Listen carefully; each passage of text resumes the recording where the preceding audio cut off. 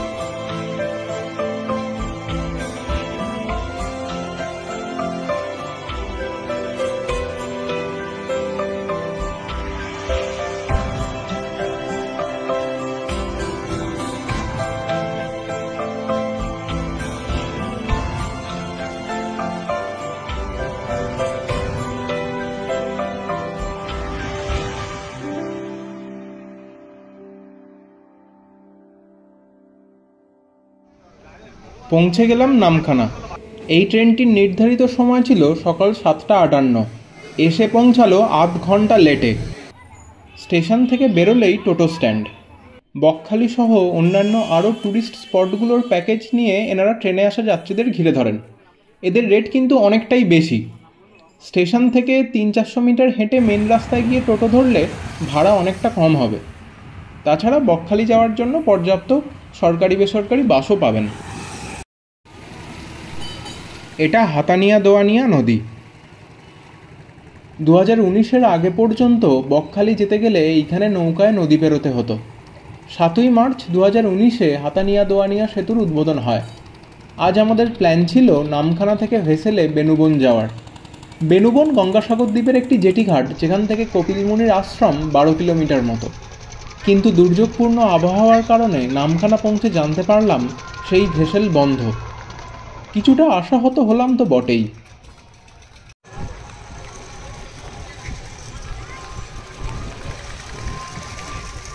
নামখানায় সেই সময় প্রচুর ট্রলার এসে ভিড়েছে। বৃষ্টির মধ্যেও তাদের কর্মব্যস্ততা দেখতে বেশ লাগছে। আমরা এই দৃশ্যে অভ্যস্ত নই।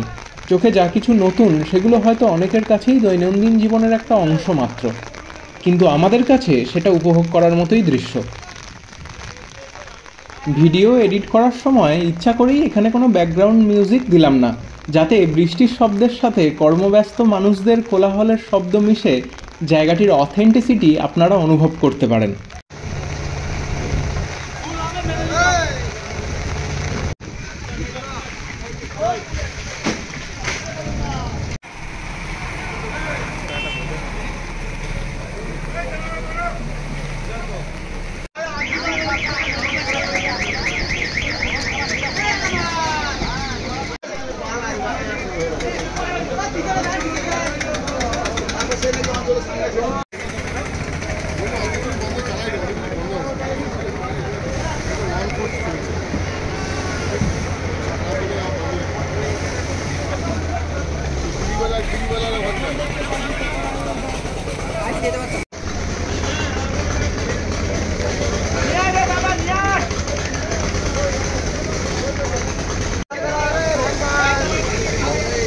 জেলে ভাইদের কর্মব্যস্ততা দেখতে দেখতে ঠিক করলাম আমরা নামখানা থেকে বকখালি চলে যাব।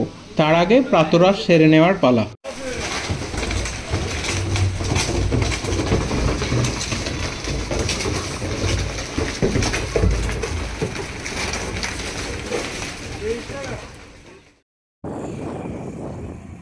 হেঁটে ব্রিজটা পেরিয়ে ওপার থেকে বকখালি যাওয়ার বাস ধরব।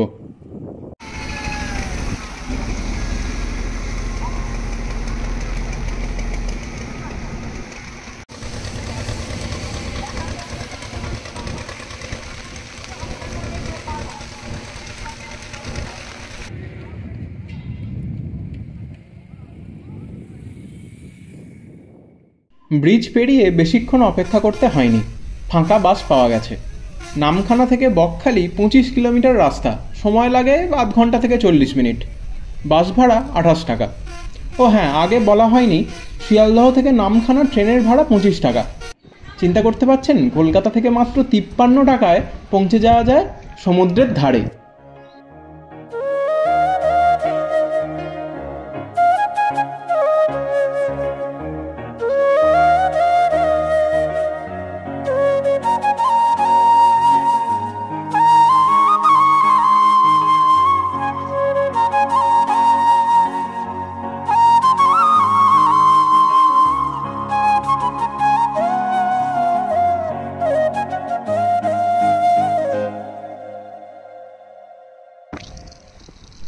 বকখালি বিচে এই আবহাওয়াতেও পর্যটক কম নেই।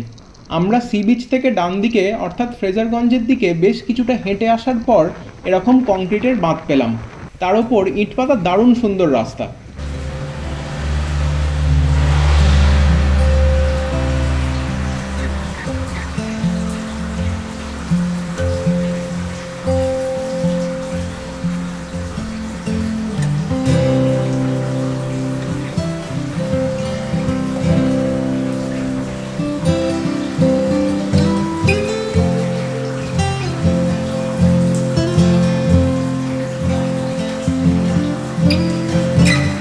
যারা শারীরিকভাবে সক্ষম তাদের বলবো আপনারা বকখালি থেকে সমুদ্রের ধার ধরে 3-4 কিলোমিটার মতো হেঁটে চলে যান ফ্রেজারগঞ্জে বকখালি সানসেট পয়েন্ট।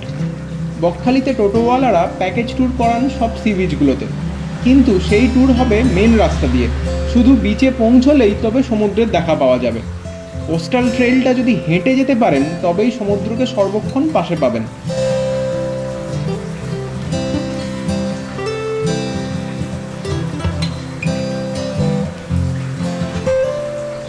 এই জায়গাটাই গুগল ম্যাপ অনুসারে Bakkhali sunset point. Bakkhali sunset পয়েন্টের কাছাকাছিই আছে বেনফিশের ফিশ পোর্ট। এই মৎস্য বন্দরটি আমাদের এইবারে দেখা হলো না। ঘরের কাছে বকখালি বারবার আসা যায়। ভবিষ্যতে আবার এসে না দেখা জায়গাগুলো ঘুরে নেব এবং আপনাদের সাথে শেয়ার করব।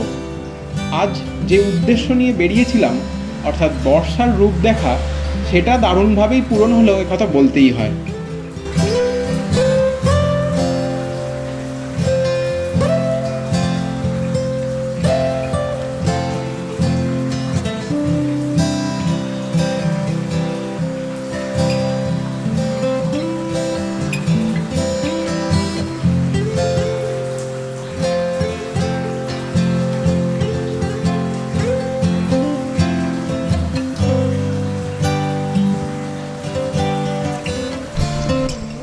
গুগল ম্যাপে বকখালি সানসেট পয়েন্ট বলে যে জায়গাটা মার্কিং করা আছে, সেখানে গেলে লাল কাঁকড়ার দেখা মিলবে। আমার সঙ্গী বন্ধুটি হাতে করে কাঁকড়া ধরতে পারদর্শী, আমিও পারদর্শী, তবে হাতে করে নয়, ক্যামেরায়। আজকের গল্প এইখান অবধি। আমরা ওই দিনই বিকালে নামখানা হয়ে ফিরে এসেছিলাম কলকাতা। বকখালিতে অজস্র থাকা খাওয়ার হোটেল আছে, গেলে জায়গা পেয়েই যাবেন। এই ভিডিওতে তথ্যের ভিড় না বাড়িয়ে একটা বৃষ্টি ভেজা বেড়ানোর গল্পকে তুলে ধরতে চাইলাম। মূলত শীতকাল বেড়ানোর আদর্শ সময় বলে ধরে নেওয়া হয়, কিন্তু বর্ষার মতো সবুজ সতেজতা আর কোনো ঋতুতেই দেখা যায় না। তাই অত না ভেবে জাস্ট বেরিয়ে পড়ুন।